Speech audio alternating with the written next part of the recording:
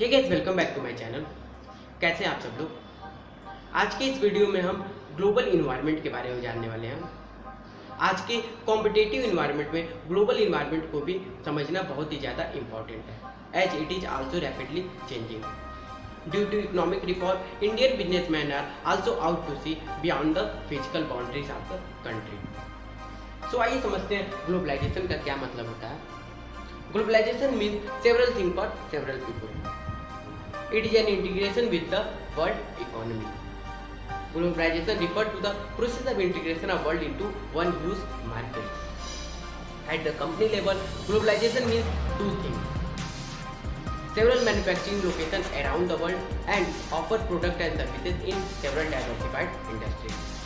Globalization is a mean जिससे हम domestic market में फॉरेन कॉम्पिटिटर्स को कॉम्पिटिट करते हैं। Now what are the characteristics of global company. यह different part of the globe में लोकेट करता है, लेकिन कॉमन ओनरशिप से लिंक होता है। Multiple unit draw on a common pool of resources. सारी यूनिट कॉमन स्ट्रेटजी पर रिस्पॉन्ड करते हैं। सो नेक्स्ट है, why do company go global. So the first one is shrinking time distance and low cost communication. Inadequacy in growth as consideration to domestic market. Acquisition of cheaper resources and labor to satisfy demand of the other part of the world. Climate change regulation and better utilization of resources.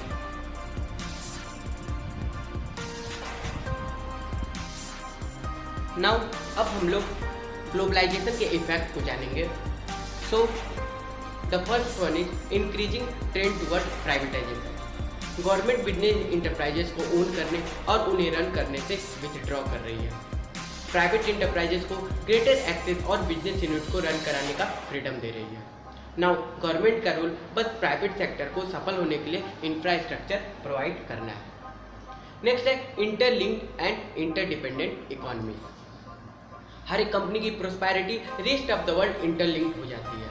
कोई भी nation solitude and isolation में नहीं रह सकता है, जहां सिर्फ domestic industry function करते हैं। नाउ नेक्स्ट है entrepreneur and his unit have a central economic role.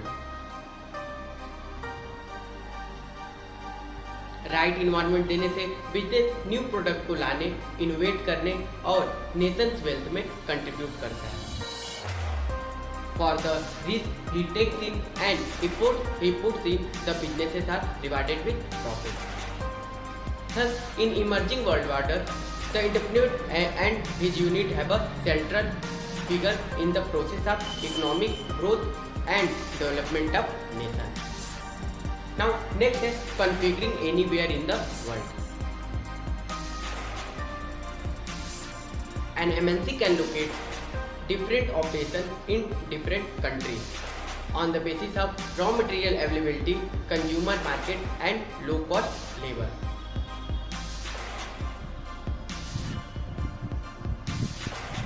Next है market side efficiency. Integration of global market implies that quality, processing time and terms of business become dominant competition driver. The inexorable pressure of technology and need for its integration का मतलब यह हुआ कि customers no longer have to be satisfied with the sorting product and services provided by the state monopolies. Next है formation of regional bloc. Countries like corporations have to form strategic alliances to ward off economic and technological threats and leverage their respective comparative and competitive advantages. India is a part of SAARC. SAARC endeavors to accelerate economic growth in the region. Next है infrastructural resources and inputs at international price. अगर company को globally compete करना है तो उसे अपने prices को competitive prices पर रखना होगा। Advantages of cheaper labour, you are brave in the face of continuous inflation and high infrastructural cost. Now next है lowering of trade and tariff barrier. The apparent and Real collapse of international trade barrier proposes a new global and cooperative arrangement and a redefinition of role of state and industry. The trade, tariff and custom barriers are getting lowered, resulting in cheaper and abundant supply of goods. Now next है mobility of skilled resources. Modern factory highly skilled labour जो freely मोबाइलों use करती है। Labour के अलावा अन्य सारे factor of production भी मोबाइल हो जाते हैं। एक डेवलपिंग कंपनी जो लैंड में लॉन्ग है एंड कैपिटल में शॉर्ट होती है, फॉरेन इन्वेस्टमेंट को इनवाइट करती है और डिफिशियंसीज को पूरा करती है। सिमिलरली एक डेवलप्ड कंपनी जो long as capital and short on land होती है, वो डेवलपिंग कंपनी को एज ए मैन्युफैक्चरिंग ऑपरेशन के लिए बेस बना लेती है।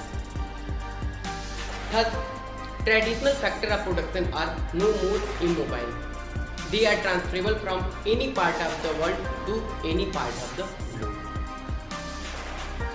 सो यह था ग्लोबलाइजेशन का मतलब, उसके कैरेक्टरिस्टिक्स एंड उसके इफेक्ट। आज के लिए बस इतना ही। तब तक के लिए be safe and be careful. Goodbye and thank you.